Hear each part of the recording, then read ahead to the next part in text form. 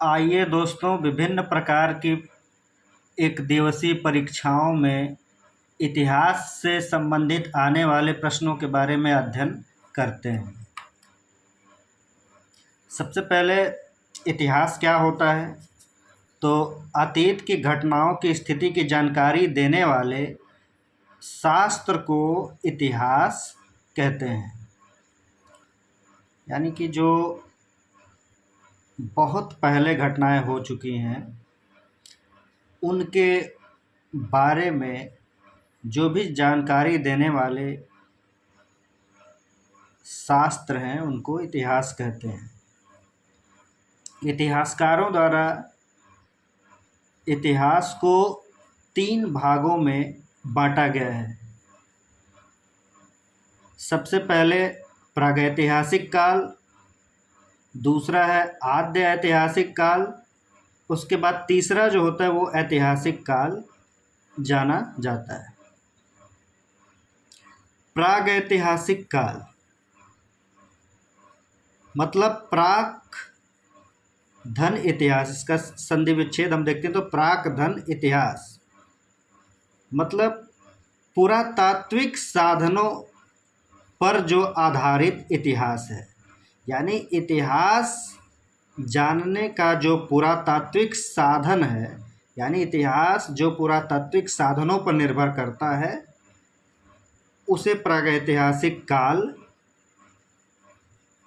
कालीन इतिहास कहते हैं। मतलब इसकी विशेषता यह है कि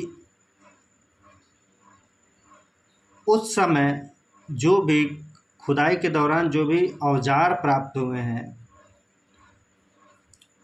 वही हमारे पुरातात्विक स्रोत हुए। तो उनके पुरातात्विक स्रोतों के आधार पे ही जो जानकारी हमें प्राप्त होती है वो प्रागैतिहासिक काल की विशेषता है। इसमें किसी भी प्रकार का लिखित साधन प्राप्त नहीं हुआ और हम समझ सकते हैं कि प्रागैतिहासिक काल जो है सबसे प्रारंभिक काल, उस समय मानव का जीवन बिल्कुल बर्बर असभ्य था। ठीक, तो इस प्रकार देखें कि इतिहास के 3 भागों में प्रथम भाग जो है प्रागैतिहासिक काल है, वह उसकी जानकारी हमें पुरातात्विक साधनों पर निर्भर मिलती है। प्लस इसकी दूसरी विशेषता है कि इसमें कोई भी लिखित साधन नहीं है और तीसरी विशेषता है कि मानव जीवन उस समय असभ्य और बर्बर था। अब दूसरा जो है आद्य ऐतिहासिक काल। आद्य ऐतिहासिक काल मतलब जिसकी जानकारी पुरातात्विक स्रोतों के साथ साथ साहित्यिक स्रोत से भी प्राप्त हुई। अब साहित्यिक स्रोत यानी कि विभिन्न प्रकार के चिन्ह जो खींचे जाते थे लेकिन उनको पढ़ा नहीं जा सका। ठीक, तो आद्य ऐतिहासिक काल में जो चिन्ह होते थे उनको पढ़ा नहीं जा सका। ठीक है, और साथ ही मतलब आद्य ऐतिहासिक काल में कुछ पुरातत्व भी प्राप्त थे। तो आद्य ऐतिहासिक काल में साहित्यिक और पुरातात्विक दोनों साक्ष्य से जानकारी होता है। अब जैसे हड़प्पा काल और वैदिक काल में जो भी चिन्ह वगैरह मिलते थे तो वो आद्य ऐतिहासिक काल से संबंधित है। तीसरा आता है ऐतिहासिक काल। ऐतिहासिक काल जानने के स्रोत जो हैं वो पुरातात्विक, साहित्यिक और विदेशी यात्रियों का विवरण, यानी इन तीनों से, यानी कि पुरातात्विक, साहित्यिक और विदेशी यात्रियों का विवरण, इन तीनों से जो है कि हमें ऐतिहासिक काल के बारे में जानकारी प्राप्त होती है। तो इस प्रकार हम देखते हैं कि इतिहास मतलब अतीत की घटनाओं की जानकारी देने वाले शास्त्र को हम इतिहास कहते हैं। इसको 3 भागों में बांटा गया प्रागैतिहासिक काल, आद्य ऐतिहासिक काल और ऐतिहासिक काल। प्रागैतिहासिक काल मतलब जिसमें इतिहास की जानकारी हमें पुरातात्विक साधनों से मिलती है, इसमें किसी भी प्रकार का लिखित साधन नहीं होता था और मानव जीवन इसमें बर्बर होता था। आद्य ऐतिहासिक काल जिसकी जानकारी हमें साहित्यिक और पुरातात्विक दोनों प्रकार के स्रोतों से प्राप्त होती है। साहित्यिक स्रोत में जो भी चिन्ह वगैरह खींचे होते थे, मतलब उसकी लिपि को पढ़ी नहीं जा सकी। हड़प्पा और वैदिक संस्कृति में जो भी लिपियाँ थी, और साथ में ही जो पुरातात्विक स्रोत थे आद्य ऐतिहासिक के लिए, उसमें गैरिक और कृष्ण लोहित मृदभांड होते थे। अब इसी प्रकार ऐतिहासिक काल में के इतिहास की जानकारी हमें पुरातात्विक, साहित्यिक और विदेशी यात्रियों के विवरण तीनों से प्राप्त होता है। ठीक, इसी क्रम में हम पहला जो अध्ययन करते हैं वो प्रागैतिहासिक काल है। तो प्रागैतिहासिक काल, प्रागैतिहासिक काल के बारे में आइए हम पढ़ते हैं। तो भारत में प्रागैतिहासिक काल के शोध के विषय में सर्वप्रथम जो है रॉबर्ट ब्रूसफुट ने शोध की तरह इसका अध्ययन किया था। अब प्रागैतिहासिक काल के ही बारे में वैश्विक स्तर पर हम देखें तो सर्वप्रथम जर्गेनस थॉमसन द्वारा 1820 में प्रागैतिहासिक काल का अध्ययन किया गया और इसे 3 भागों में विभाजित किया गया। पाषाण काल, कांस्य युग और लौह युग में बांटा गया। माने जिस प्रकार से मानव औजारों का इस्तेमाल करता था, उसी क्रम में जो है जर्गेनस थॉमसन ने पूरा पाषाण काल का डिवीजन किया, विभाजित किया। अच्छा, पुरातात्विक स्रोतों के आधार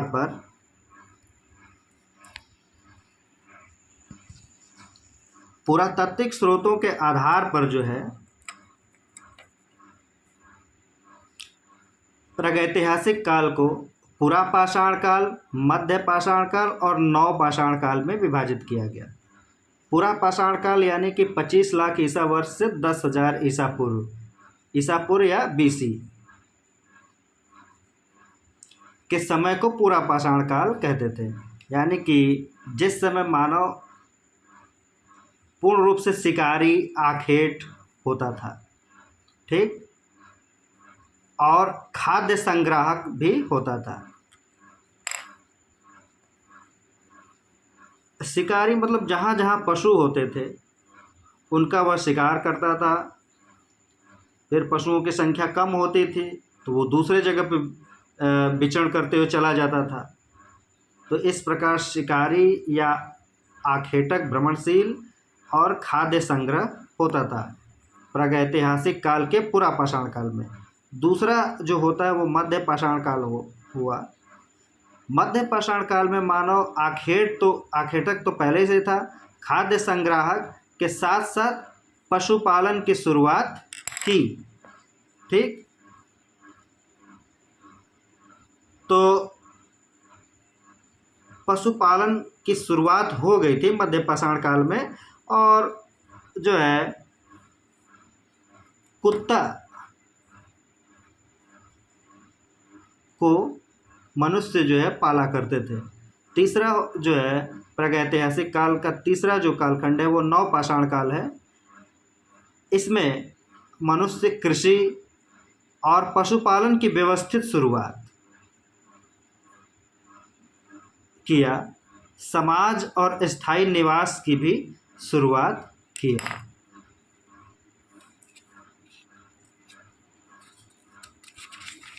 आइए दोस्तों इसी क्रम में हम देखते हैं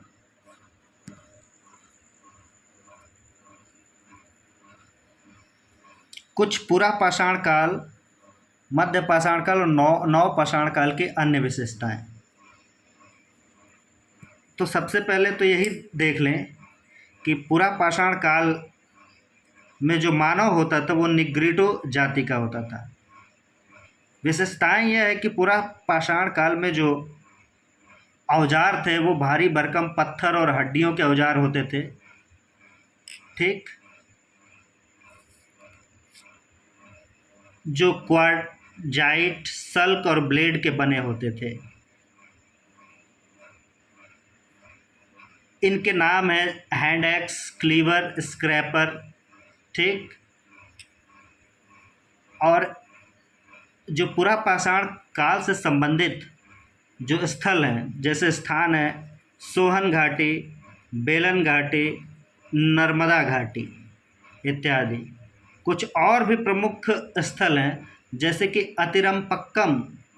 अतिरमपक्कम तमिलनाडु में, वह हथनौरा मध्य प्रदेश में, वहाँ पर मानव खोपड़ी के अवशेष प्राप्त हुए हैं। ठीक, इसी क्रम में जो भीमबेटका भोपाल के पास एमपी में स्थल है, वहाँ पर शैलाश्रय और चित्रित गुफाओं के अवशेष प्राप्त हुए हैं। ठीक, यानी गुफाओं को काट करके गुफाओं के अंदर जो है चित्रकारी दिखाया गया है। तो ये पूरा पाषाण काल के कुछ स्थल है, लेकिन जो चित्रकारी है भीमबेटका का, वह पूरा पाषाण काल, मध्य पाषाण काल और नव पाषाण काल, तीनों काल से संबंधित है। ठीक है, स्थल तो पूरा पाषाण काल का है, लेकिन जो उसमें व्यवस्था है चित्रकारी की, वह पूरा पाषाण काल, मध्य पाषाण काल व नव पाषाण काल, तीनों काल से संबंधित है। इस प्रकार एग्जाम में अगर पूछता है कि भीमबेटका की चित्रकारी या शैलाश्रय किससे संबंधित है, तो वो पूरा पाषाण काल, मध्य पाषाण काल व नव पाषाण काल, तीनों से संबंधित है। ठीक, इसी क्रम में मध्य पाषाण काल की कुछ विशेषताओं के बारे में पढ़ते हैं। तो जो पूरा पाषाण काल के औजार जो भारी होते थे पत्थरों के, चूँकि वो बहुत बड़े होते थे, उसे आसानी से एक जगह से दूसरे जगह ले जाने या उससे शिकार करने में दिक्कत होती है, तो उनको घिस घिस के तोड़ करके छोटे छोटे सूक्ष्म औजार बनाए गए, जिनको कि माइक्रोलिथ कहा गया। तो इस प्रकार माइक्रोलिथ औजार जो है, जो छोटे छोटे और सूक्ष्म औजार होते थे, वो मध्य पाषाण काल से संबंधित है। ठीक,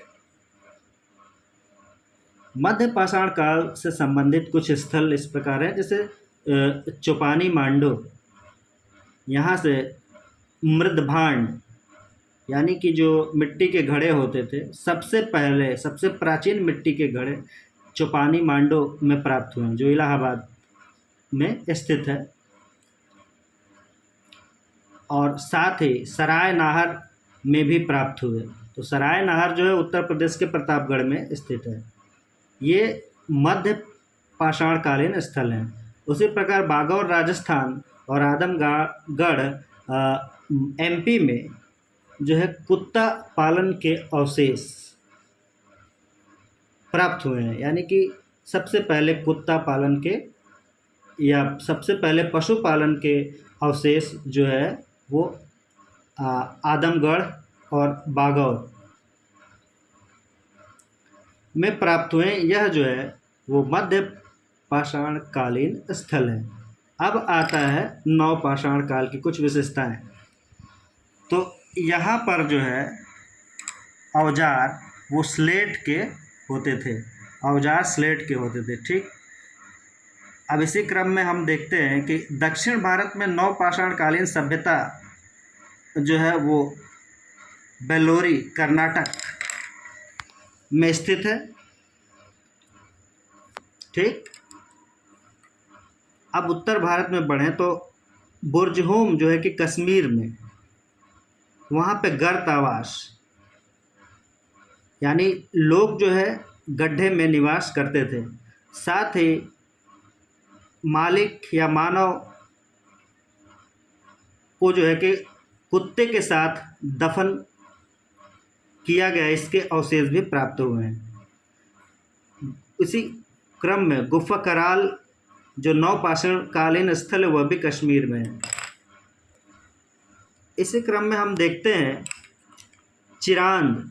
चिरांद जो है बिहार में है, जहाँ से हड्डियों के औजार प्राप्त हुए हैं। इसी प्रकार कोल्डिहवा जो है उत्तर प्रदेश में है, जहाँ पर चावल का पहला प्रमाण मिला है। यदि कृषि का पहला प्रमाण पूछे तो वो मेहरगढ़ जो कि पाकिस्तान के बलूचिस्तान प्रांत में है, वहाँ कृषि का प्राचीनतम साक्ष्य एवं कच्चे घरों का साक्ष्य प्राप्त हुआ है। इसी क्रम में हम देखते हैं कि पिकलिहल जो कि कर्नाटक में, वहाँ पे शंख के ढेर प्राप्त हुए हैं। ठीक, तो इस प्रकार हम देखते हैं कि विभिन्न प्रकार के जो स्थल थे वहाँ पर क्या क्या पाए गए, जो कि एक परीक्षाओं में अक्सर पूछे जाते हैं और महत्वपूर्ण भी हैं। अब आते हैं कि हम कुछ महत्वपूर्ण खोज हुए, जैसे कि आग की खोज। तो आग की खोज जो है वो पूरा पाषाण काल में हुआ, लेकिन आग का उपयोग पता नहीं था इन मानवों को। वह पत्थर से पत्थर टकरा कर आग तो उत्पन्न कर लिए चिंगारी के रूप में, लेकिन उन्हें इसका उपयोग पता नहीं था। इस प्रकार हम जानते हैं कि आग का जो व्यवहारिक प्रयोग मानव ने किया वो मध्य पाषाण काल में किया। ठीक, और पहिया हुआ, विधिवत कृषि हुआ, पशुपालन हुआ, और चूंकि जब कृषि हुआ तो उसकी सुरक्षा के लिए मानव एकत्रित रहने लगा, तो समाज और बस्तियों की स्थापना जो है वह नवपाषाण काल में शुरुआत की गई। धन्यवाद दोस्तों।